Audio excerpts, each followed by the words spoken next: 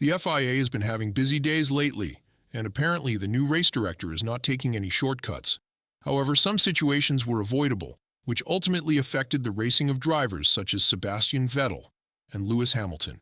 Penalties were strictly enforced, and even though Norris was battling with Verstappen for the lead, Rui Marquez, the new race director, remained steadfast in his commitment to the rulebook. However, the decision not to put the safety car in earlier, despite the wreckage of Magnussen's car on the track, has raised some questions. In addition, Mohammed Ben Sulayem's recent statement on the GPDA's comments has sparked speculation over the stability of the governing body's leadership. Clearly, the FIA faced serious problems today, and if you watch the race, you may have noticed that the penalty system was very reminiscent of the penalty system in Formula 2, where every incident was noted, dealt with, and action taken. The chain of events began with Hamilton's false start, something the Brit immediately acknowledged and apologized to his team for, resulting in a 10-second penalty. However, the most controversial penalty of the day appeared to be the one handed to Norris. This came after the safety car was finally deployed to clear the debris on the track. We'll discuss this in more detail later in the video. If you compare the differences between Verstappen and Norris, you might have noticed that the Brit gained approximately 0.5 to 0.7 seconds during the incident. In a key moment, many believed the yellow flags were caused by Verstappen himself. However, the Dutchman reported that Norris failed to lift off the throttle when the yellow flags were displayed. This was subsequently reported by Verstappen's team to the FIA, leading to a 10-second stop-and-go penalty for the McLaren driver. Given that this occurred in the final stages of the race, when McLaren seemed poised to deliver a decisive blow to Ferrari in the Constructors' Championship, it set the stage for an intriguing showdown in Abu Dhabi. Ferrari now faces a 21-point deficit to overcome in the final race of the season. Unsurprisingly, Norris disagreed with the penalty. When instructed to serve it, he bluntly asked, "For what?" His frustration was echoed by fellow Brit Jenson Button, the 2009 world champion and current Sky F1 pundit, who called the penalty too harsh and unbelievably extreme, especially considering the circumstances. The penalty, issued late in the race, couldn't have come at a worse time for Norris. Running on a fresh set of soft compound tires, he had been a strong contender for the win. However, the 10-second stop-and-go penalty, or the alternative of a 30-second post-race penalty, effectively ended McLaren's chances to make a significant dent in Ferrari's championship hopes. Despite McLaren's impressive performance in the sprint race, which included a 1-2 finish, Norris's 2 points and Piastri's 17 points were far outpaced by Ferrari's 26-point haul. As a result, the battle for second place in the Constructors' Championship will now come down to the final race in Abu Dhabi. The battle for second place in the Constructors' Championship will come down to the wire in Abu Dhabi, but if McLaren has anyone to blame, it's unfortunately their own driver. Norris simply didn't pay enough attention to the yellow flags. However, he wasn't the only one facing penalties this weekend. Pit lane infractions added more drama to the race. Both Mercedes drivers were penalized for speeding in the pit lane. The safety car had guided the cars through the pit lane instead of the main straight to assist with clearing debris that had caused punctures to both Hamilton's and Sainz's cars. Hamilton received a drive-through penalty, while Russell was handed a 5-second time penalty after the race. It seems both drivers forgot to engage the speed limiter while following the other cars. The chaos continued with Alex Albon, who was penalized for aggressive driving against Magnussen. The Thai driver received a 5-second penalty for forcing the Haas driver too wide during a battle. All in all, the new race director faced a tremendously challenging weekend. Controversies started even before the race itself, with Verstappen receiving a one-place grid penalty for impeding Russell during qualifying. The Dutchman was penalized for blocking the Briton, who was on a preparation lap. Interestingly, Verstappen himself was surprised to be summoned to the stewards, arguing that Russell wasn't on a fast lap and that his pace wasn't unnecessarily slow. On a narrow and short circuit like this one, Verstappen felt the penalty was disproportionate and unjustified.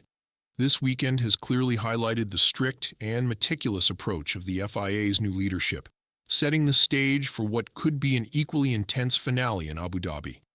In most cases, awareness of your surroundings is crucial.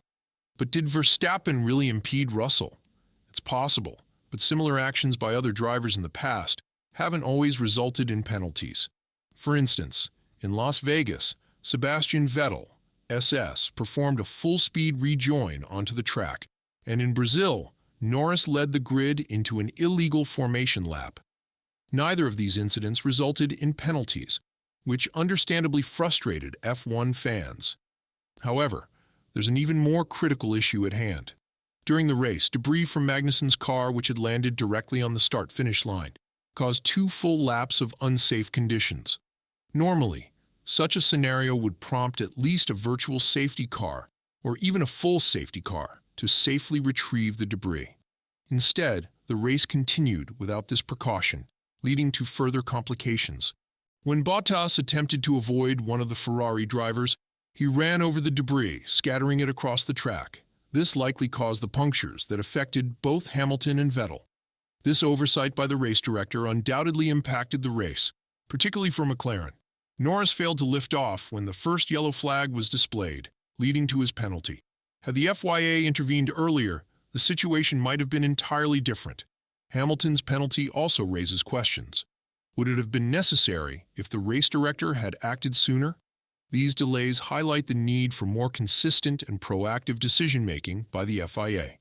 If Formula One truly aims to establish itself as a well-structured and respected institution within the world of motorsport, such lapses in judgment cannot continue. Drivers and fans alike would welcome a more robust and reliable governing body, but achieving this requires decisive and timely action in critical moments. The FIA seems to be handing out penalties left and right, perhaps in an effort to assert authority, while drivers are forced to navigate around debris that had the potential to cause even more damage than it did. 2 punctures in one race are already significant, but the situation highlights deeper issues within the organization. Despite efforts to improve under a reconstructed system with a new race director, it's clear that the FIA still has much to learn and implement, not only for the Abu Dhabi race, but moving forward into the 2025 season and beyond. A key question remains: were these penalties truly justified? And if so, how will drivers respond? It's important to note the existing tension between the Grand Prix Drivers Association, GPDA, and the FIA. The introduction of harsher penalties could easily spark a wave of criticism. Former FIA affiliates, such as the son of McLaren co-founder Teddy Mayer, have openly questioned FIA President Mohammed Ben Sulayem's leadership style. Mayer suggested that Ben Sulayem takes criticism personally, a factor that might explain the sweeping changes within the organization. This accusation is particularly pointed considering Ben Sulayem's voluntary role in the steward's room during the Mexican Grand Prix, which drew scrutiny. These events paint a picture of an FIA struggling to balance authority with fairness. While Ben Sulayem has delivered a clear message, drivers should focus solely on racing, leaving regulatory matters to the FIA. This directive has not been universally well received. His recent comments on social media addressing allegations of unequal treatment by the FIA have only added fuel to the fire. The tension between drivers, teams, and the FIA underscores the need for transparency, consistency, and a collaborative approach. Until these issues are resolved, questions about the governing body's ability to manage the sport effectively will continue to linger. Drivers have been encouraged to focus solely on racing, but it seems that Mohammed Ben Sulayem took some offense to recent comments from the GPDA, perhaps seeing them as personal. Responding, he stated, "With all respect, I am a driver. I respect the drivers. Let them go and concentrate on what they do best, which is race. But okay, you want to know how much we've invested in grassroots motorsport? I'll tell you. Last year, we invested 1.3 million euros in grassroots. In 2024 up to now, we've invested over 10 million euros primarily in karting." Ben Sulayem continued to defend the independence of the FIA, stressing that internal issues such as staff departures are solely the responsibility of the organization. He stated, "It is not really the business of the public to interfere in our affairs. What is important is the results we get. Do the teams consult us when they make changes? No, they don't, and they shouldn't. We follow our own rules, not someone else's." The statement highlights the growing tension between the FIA and GPDA, raising questions about whether the penalties handed down in recent races were really justified. It also raises questions about whether the sport's governance will change if rider complaints continue to escalate in the coming days. What do you think? Were the penalties handed down by the FIA legitimate? Write a comment about it. If you like this video, don't forget to subscribe to the channel. We have a lot of interesting stuff. See you in the next video.